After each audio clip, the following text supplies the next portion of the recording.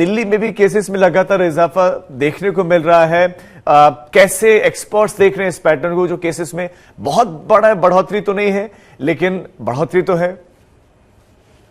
बिल्कुल, देखिए पूरे देश में इस वक्त जो 13,000 केसेस रिकॉर्ड हुए हैं उसमें से ज्यादातर केसेस दिल्ली जैसे राज्य भी कंट्रीब्यूट कर रहे हैं। और बात करें महाराष्ट्र की भी, जो कुछ शहर हैं मुंबई, त्रिवेंद्रम, दिल्ली जैसे, और बाकी साउथ इंडिया में भी कुछ ऐसे दक्षिण भारत में जगहें हैं जहां पर कोविड के केसेस लगातार बढ़ते जा रहे हैं। पिछले 113 दिनों में ये पहली बार ही हुआ कि भारत में 13,000 केसेस एक दिन में रिकॉर्ड हुए हैं। पिछले 113 दिन तक इतनी बड़ी बढ़ोतरी नहीं देखी गई थी। ये अपने आप में चिंताजनक बात इसलिए भी है क्योंकि इसका मतलब ये है जिस तरीके से लोग वैक्सीन लगा रहे हैं, या तो वो सेकेंड डोज नहीं लगा पा रहे हैं और बूस्टर शॉट के लिए भी लोग ज्यादा उत्सुक नहीं दिखाई दे रहे हैं। इसको संज्ञान में रखते हुए राजीव, सरकार ने अब एक और रिकमेंडेशन पर काम किया है जो एनटागी है, जो national task force on group of immunization है।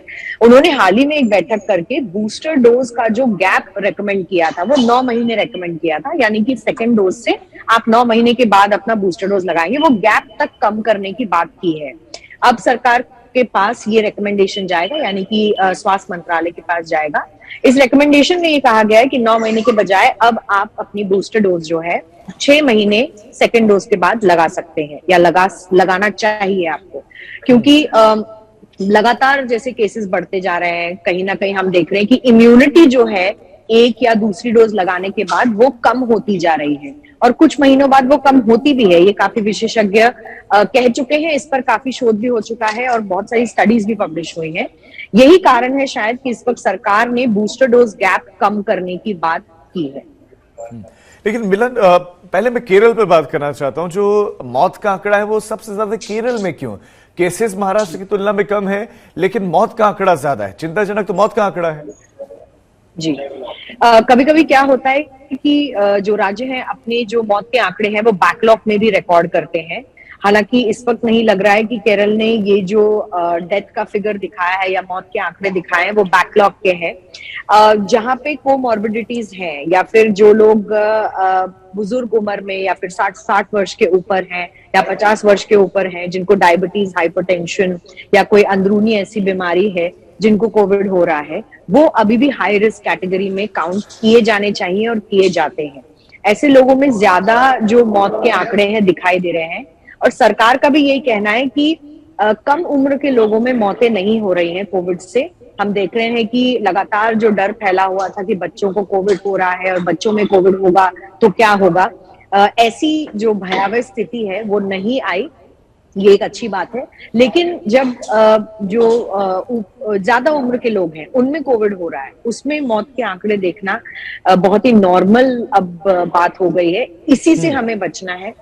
उनको बूस्टर डोज लेना बहुत जरूरी है जो 50 वर्ष से ऊपर है या 60 वर्ष से ऊपर है, और अपना बचाव करना जरूरी है, इसलिए मास्क पहनना भी जरूरी है। केरल में पॉपुलेशन डेंसिटी और मौसम को देखकर और वहां की जो हेल्थ इंफ्रास्ट्रक्चर है उसको देखकर लोग ज्यादा लापरवाही दिखाते हैं, क्योंकि उन्हें लगता है कि उन्हें कोविड के लक्षण है तो वो ठीक हो जाएंगे। लेकिन जो मौत के आंकड़े हैं वो काफी डराने वाले हैं केरल से। इसमें कोई शक नहीं।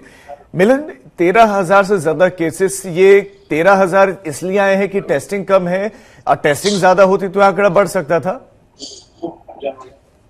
जी बिल्कुल, देखिए टेस्ट तो लगातार हो ही रहे हैं। फिलहाल भारत स्थिति में है जहां पर टेस्टिंग की किट्स की हमारे पास कोई कमी नहीं है। आप जब चाहे जिस सेंटर में चाहे जाकर टेस्ट करवा सकते हैं। टेस्ट के रेट्स भी सारी राज्य सरकारों ने बहुत कम कर दी हैं, चाहे दिल्ली की बात करें या महाराष्ट्र की।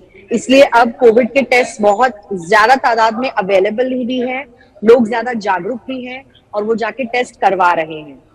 लेकिन टेस्ट एक लौता रीजन नहीं है जहां पर केसेस ज्यादा दिख रहे हैं हमको। इंसाकॉग जो जीनोमिक सर्वेलेंस करता है, यानी कि पता करता है कि कौन सा वेरिएंट कितने केसेस बढ़ाने की क्षमता रखता है, उसने कहा है कि BA.2 और BA.2.38 नामक वेरिएंट्स जो हैं, जो ओमिक्रॉन के लीनेजेस हैं, और BA.4 और BA.5 जैसे जो वेरिएंट्स हैं, वो फिलहाल केसेस को स्पाइक कर रहे हैं, बढ़ा रहे हैं भारत में। और जहां जहां ये वेरिएंट ज्यादा घूम रहे हैं, जैसे BA.2 और BA.2.38, वहां वहां केसेस में ज्यादा वृद्धि दिखाई दे रही है। अब डरने की बात नहीं है, क्योंकि ये जो वेरिएंट्स हैं ये ओमिक्रॉन के ही सब लिनीजेस हैं, और इनकी वजह से जो स्पाइक देखा जा रहा है उसके जो सिम्टम्स हैं वो लगभग ओमिक्रॉन के सिम्टम्स से मेल खाते हैं, यानी कि खांसी, जुकाम, बदन दर्द, सिर दर्द, फीवर यानी कि बुखार आना, ऐसे लक्षण ही दिखाई दे रहे हैं, जो सेम वैसे ही लक्षण थे जो हमें ओमिक्रॉन का जो पहली बार वेरिएंट आया था साउथ अफ्रीका से भारत में, उस वक्त दिखाई दे रहे थे।